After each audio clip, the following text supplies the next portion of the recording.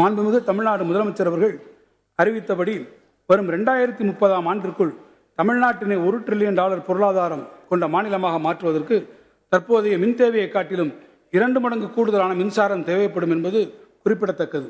இந்த உயர் இலக்கினை அடைவதற்கு வரும் காலங்களில் பசுமை ஆற்றல் முக்கிய பங்காற்றிடும்.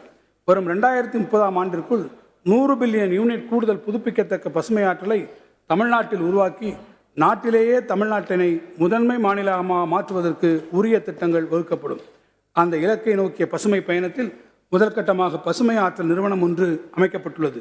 சூரிய மின்சக்தி மற்றும் காற்றாலை மின் உற்பத்தியோடு பசுமை ஹைட்ரஜன், நீரேற்று புனல் மின் உற்பத்தி மற்றும் பிற புதிய பசுமை ஆற்றல் முயற்சிகள் உள்ளிட்ட அனைத்து பணிகளையும் இந்நிறுவனம் செயல்படுத்தும்.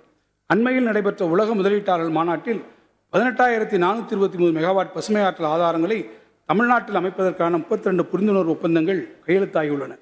இதில் 2,570 மெகாவாட் பசுமை ஆற்றல் மின் உற்பத்தி செய்வதற்கான அனுமதி இதுவரை வழங்கப்பட்டுள்ளது.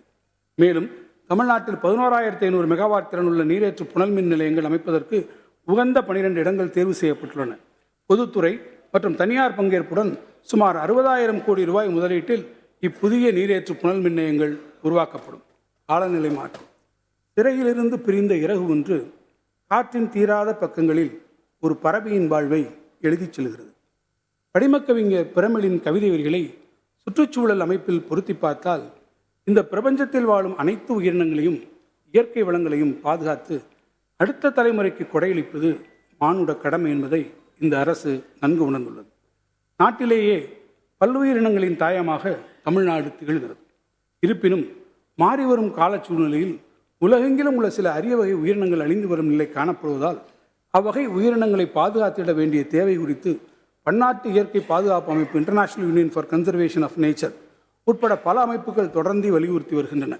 எனவே பல்லுயிர் நலன் காக்கும் முயற்சியாக அழிந்து வரும் உயிரினங்கள் பாதுகாப்பு நிதி ஒன்றினை 50 கோடி ரூபாய் மதிப்பீட்டில் அமைக்க தமிழ்நாடு அரசு முடிவு செய்துள்ளது.